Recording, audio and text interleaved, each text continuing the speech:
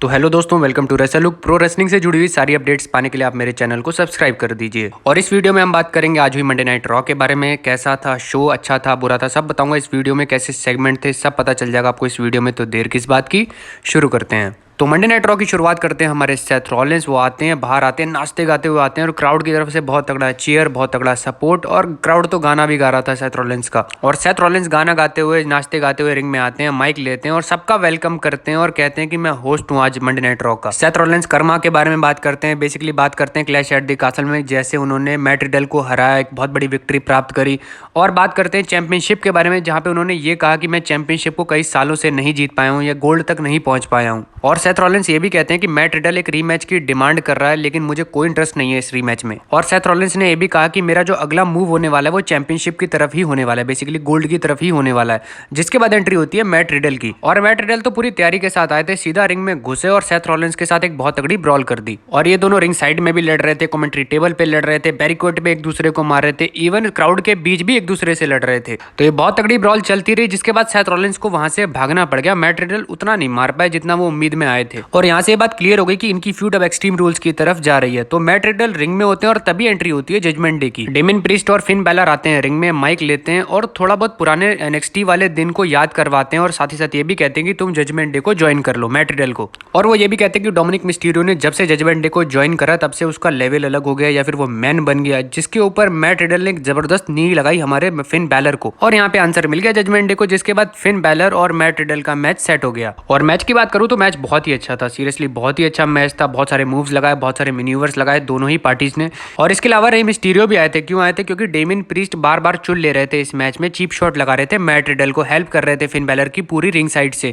तो इसको मामले को बराबर करने के लिए रे मिस्टीरियो आते हैं और डेमिन प्रीस्ट को ले जाते हैं सीधा क्राउड में। और एंडिंग मोमेंट में जब ठीक ठाक पकड़ बना रखी थी मैट रिडल ने, वो अपने फिनिशर की तैयारी कर रहे थे, तभी एंट्री होती है सेथ रॉलिंस की, जिसकी वजह से वो डिस्ट्रैक्ट हो गए और फिर कूडी गिरा लगा दी हमारे फिन बैलर ने। और इस मैच को जीत गए हमारे फिन बैलर यानी जजमेंट डे। तो मैच तो जीत गए हमारे फिन बैलर, जजमेंट डे तो वहां से खिसक ली। जिसके बाद सेथ रॉलिंस ने अटैक कर दिया हमारे मैट रिडल पे और एक स्टॉर्म लगाया जबरदस्त। और जाते जाते कान में सेथ रॉलिंस ने कहा कि हमारी फ्यूड अब ओवर हो चुकी है। और मुझे ये ओपनिंग सेगमेंट बहुत ही बढ़िया लगा, सीरियसली बहुत ही बढ़िया लगा, क्योंकि क्रॉस एक तरीके से फ्यूड चला दी डब्ल्यूडब्ल्यूई ने, जिसका फायदा बहुत हुआ। स्टार्टिंग से ही हमें अच्छा प्रोमो देखने को मिला, फिर अच्छी ब्रॉल देखने को मिली, फिर एक बहुत अच्छा मैच भी देखने को मिला। जिसके बाद हम जाते हैं बैक स्टेज, वहां पे होती है डैमेज कंट्रोल और इनका रीमैच होने वाला होता है अब से थोड़ी देर बाद। तो इसी के बारे में बात चल रही होती है। साथ ही साथ ये भी बात चल रही होती है कि बेली ने बियांका ब्लेयर को पिन किया था क्लैश एट द कासल में, तो उसका भी एक टॉपिक मतलब डिस्कशन में था। जिसके बाद हमें एक वीडियो पैकेज दिखाया जाता है जहां पे डोमिनिक मिस्टीरियो होते हैं और वो बताते हैं कि कैसे वो अपने फादर की शैडो के नीचे मतलब एक तरीके से दब रहे थे या फिर वहाँ काम नहीं करना चाहते, और इसीलिए उन्होंने जजमेंट डे को ज्वाइन कर लिया। और अब वो अपनी ये जिंदगी जी रहे हैं और अच्छे तरीके से जी रहे हैं। और एकदम से साइड से आती हैं रिया रिप्ली और डोमिनिक मिस्टीरियो के कान में कुछ कहती हैं, जिसके बाद डोमिनिक मिस्टीरियो कहते हैं कि मैं कोई लिटिल बॉय नहीं हूँ, मैं एक मैन हूँ। तो पता नहीं क्या चमत्कार कर दिया हमारी रिया रिप्ली ने, डोमिनिक मिस्टीरियो पे बिल्कुल पागल से हुए हैं। और एक चीज़ बताता हूँ आपको कि प्रोमो बहुत शानदार था,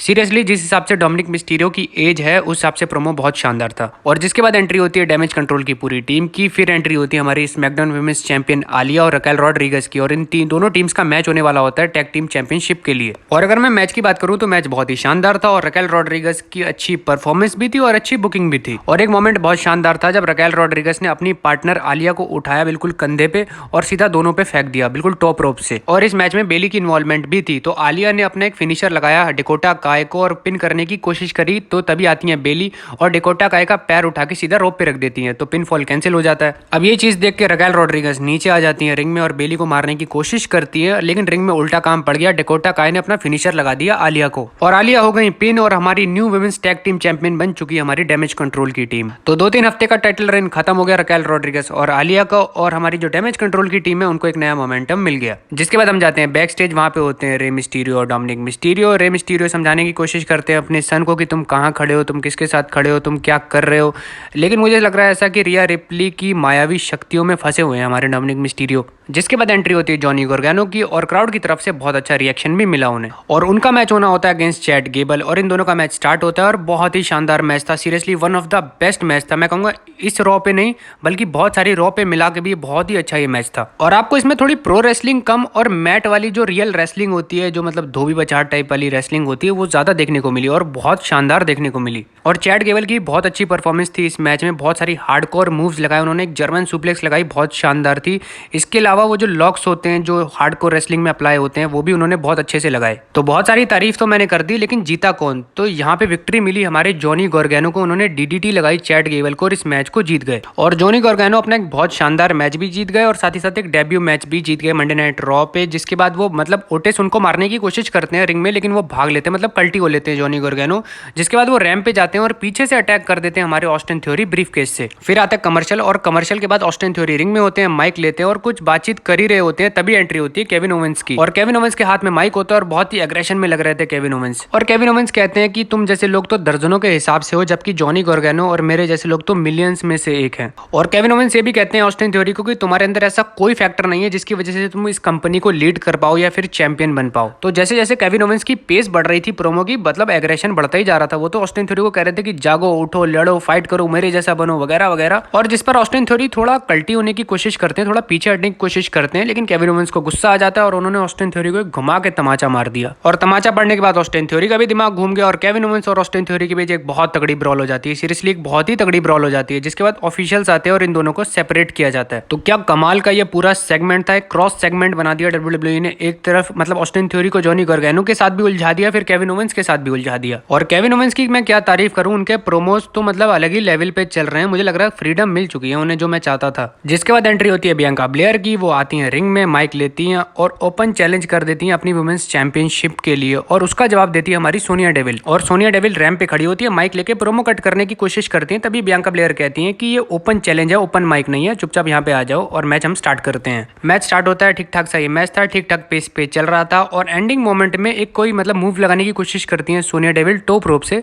जिसको रिवर्स कर दिया बियांका ब्लेयर ने और अपना फिनिशर केओडी लगा दिया उन्हें। और बियांका ब्लेयर ने पिन कर दिया सोनिया डेविल को। ओपन चैलेंज समाप्त हो गया। जिसके बाद एंट्री होती है बेली की। बेली रैंप पे खड़ी होती है, बियांका ब्लेयर को देख रही होती है। बियांका ब्लेयर रिंग में होती है और प्रोमो कट करती है बेली और ये कहती है कि मैं 1 साल के बाद वापस आई और मैंने तुम्हें पिन भी कर दिया। और बेली चैंपियनशिप के बारे में भी बात करती है। जिसके बाद डैमेज कंट्रोल की टीम बियांका ब्लेयर को घेर लेती है रिंग में और उस मामले को निपटाने के लिए हमारी आस्का भी आ जाती है और एलेक्सा ब्लिस भी आ जाती है। 3-on-3 का मामला बन जाता है और एंडिंग में हमारी फेस टीम करती है स्टैंड टॉल। तो डैमेज कंट्रोल को चैंपियनशिप तो मिल गई, लेकिन उनको मोमेंटम भी नहीं मिला, जो मेरे हिसाब से मतलब एक अच्छा बुकिंग डिसीजन था। हर चीज आप डैमेज कंट्रोल को भी नहीं दे सकते। जिसके बाद आते हैं हमारे ओमोस MVP के साथ। उनका मैच होता है अगेंस्ट एक लोकल टैलेंट की टीम थी, मतलब 2 बंदे थे और ओमोस ने दोनों बंदों को ठिकाने लगा दिया और इस मैच को जीत भी गए। और ओमोस का यूज तो बहुत कम हो रहा था, लेकिन आज उनका यूज हो गया। एक दिन वीर महान का यूज कर देती है WWE, एक दिन ओमोस का यूज कर देती है। प्लान्स किसी के पास कोई भी नहीं है। और बैकस्टेज हमने सेथ रॉलिंस और बॉबी लैशली का थोड़ा बहुत कन्फ्रंटेशन देखा और अगले हफ्ते के लिए इन दोनों का मैच सेट भी हो गया। जिसके बाद हम जाते हैं मिस के घर और मिस का चल रहा होता है इंटरव्यू। मरीस आती है वहां पे, वो थोड़ी टेंशन में लग रही थी क्योंकि उनको लग रहा था कि डेक्स्टर लूमिस कहीं आसपास हैं। अब मिस तो जाना चाह नहीं रहे थे, लेकिन मरीस उन्हें जबरदस्ती ले जाती हैं, साथ में कार में बिठा के अपनी पूरी फैमिली को ले जाती हैं। जिसके बाद हमें डेक्स्टर लूमिस देखने को मिले एक विंडो के पीछे